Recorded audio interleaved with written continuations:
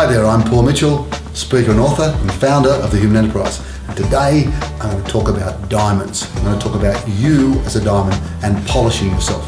You see, at The Human Enterprise we have this belief that everyone is a diamond. They don't need self-improvement, they need self-remembering. They need to remember who they are. They need to polish up who they are. And they need to polish 7 things. If they are a diamond, they need to polish 7 facets of their diamond leadership. And today we're going to have a look at what those 7 facets are and, more importantly, what to polish. So the first facet starts with you. The first facet is self. Pretty important. You need to keep polishing you no matter what. Then you need to start to broaden that. You move on to one-on-one. You need to polish this particular facet, your one-on-one relationships with people. We'll talk about that. Next, you need to polish the facet of team. Very, very different managing a one-on-one relationship versus managing a team. Then you need to polish the facet of customer.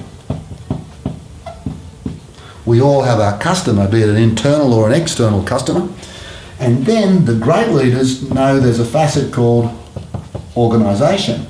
They need to lead the organisation. They need to actually challenge the status quo, get to another particular level. Then outside of that, outside of those 5 key facets, to me are the most important facets of leadership. And the top one is family and friends. No success in the business, and this is business, self, one-on-one, team, customer, organisation, no success in business will ever make up for failure or in the home. So are you leading with family and friends? And the final one, which I find all the great leaders get involved with, whereas others say, well, I just haven't got the time, I'm going to wait till I retire, is that of community. And what a joy it is to be able to provide leadership or to be able to give back community. So now that we have these facets, what should we focus on in each of those particular areas if we're really going to polish, if we're really going to shine? Well, let's have a look. So over here we have the various facets. We call them L1, L2, L3, L4, L5, L6, L7. 7 facets of the diamond. And here the focus that you'll need to really let your light shine. Well, self, the number one thing, many things you can do, but the thing that we think is most important is to raise your consciousness. Raise your awareness of who you are. What are your needs? What are your talents? What are your vulnerabilities? How do you manage your time? What's your energy like? What's your dark side? And many people know me as the shadow bloke. Pretty important to really raise your consciousness, because that gives you a much broader range of behaviour. Then one-on-one, what's that about? Well, the facet there is make real connections.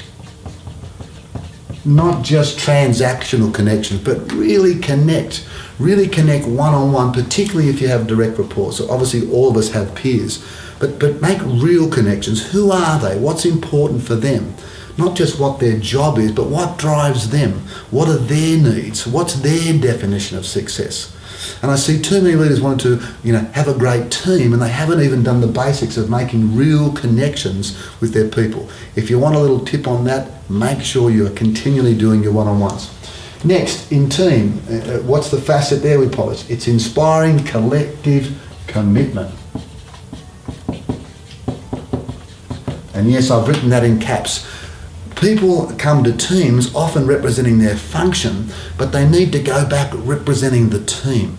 They need to go back representing the team. They need to make a personal commitment. I am committed to everyone on this team. We have a shared purpose, we have interdependence, and I'm committed not just to you and your function as HR or marketing or supply chain or finance. I'm committed to you as a person.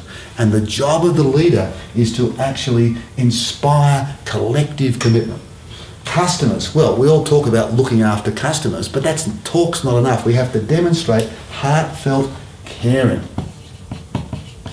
And this means not just thinking of your customers as someone who's going to provide something to you, but a real human being with needs and foibles and fallibilities that wants to be nurtured as a person. One of the greatest joys I get is actually the fact that I've been to customers' weddings. I've been to their children's weddings. I've cried with them at funerals, because it's a real connection. We're in it together, really doing something special. Organisation, God, the silos I've seen in places is just incredible, where we all get our little fiefdoms. Your job as an inspiring leader is to foster seamless collaboration.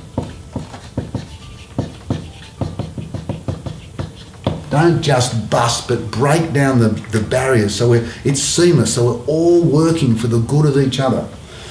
Family and friends, here's a little clue. Be their champion. Be their champion. Whatever your family or friends are doing, support them, champion them, be there for them, give them the resources they need. Another thing I get a great deal of joy out of, sometimes I don't know how to even say thank you to people, and I say thank you, but I don't think that's enough. So one thing I love to do is to work with people's kids and give of what skills or what connections I have to help them on their way. But be their champion. You'd be blown away at the difference someone can make outside of the family to champion someone else's efforts. And finally, and probably in many ways the most important thing you can do as a leader, not just be a leader in your business, not just in your family, but by being a leader in your community, and that is to honour your calling. And what do we mean by that? Everyone has a calling. It may not even be a gift or a talent, but just something you just have to do. Not because it's the right thing or because someone says you just know you have to do it. For me, my calling for almost the last 15 years has had the joy and the pleasure of giving back to Starlight Children's Foundation by doing a lot of their leadership development work. To me, that's my calling, and I'm so pleased that I've had the opportunity to do that with Starlight. What's your version of that? What's your calling? What's the thing that you have to give back to make a difference? So there we have it. You want to be a great leader, you really want to let your light shine, make sure you know that you're the diamond that you are, and polish all 7 facets, and then, my God, will you shine. So, are you going to become a diamond polisher, and not just polish the ones in business, but the facet of family and friends and the facet of community? If the facets of the diamond polishing are important to you, we'd love you to have a look at our program, Higher Ground, Transforming Good Managers into Great Leaders. It's our flagship program. We've done many of them over the years with fantastic results for both individuals and their corporations.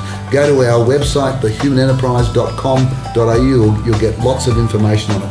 In the meantime, please leave a comment below. Even better, join our Facebook page on Paul Mitchell, speaker and author, and let us know what's the facet of the diamond that most needs polishing for you. Until next time, find the passion, develop the skills, make the numbers, and make a difference.